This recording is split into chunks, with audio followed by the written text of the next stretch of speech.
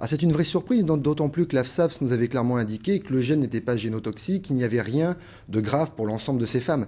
Là, on voit qu'il y a maintenant une urgence, et c'est ce qu'on réclame depuis maintenant plus d'un mois, c'est que l'AFSAPS refasse des examens, des expertises, mais sur les prothèses explantées, et non pas ce qu'elle a fait depuis l'année dernière sur des prothèses saisies directement au sein de PIP en mars 2010. Donc il faut véritablement utiliser la recommandation du ministre de retirer ces prothèses pour avoir une véritable étude à long terme, voire à la rigueur, pourquoi pas, que ce soit toutes les agences européennes qui se regroupent pour faire cette étude.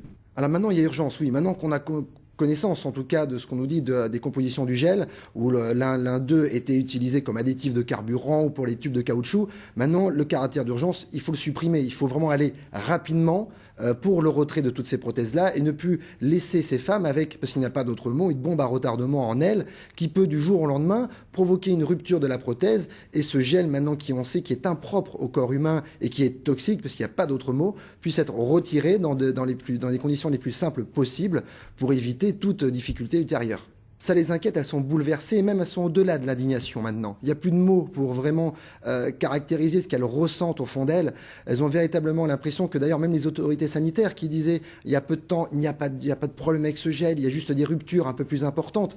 Là, véritablement, il faut tenter de les rassurer par des études fiables maintenant et donc on n'a plus le choix. Mais c'est vrai qu'elles sont désemparées.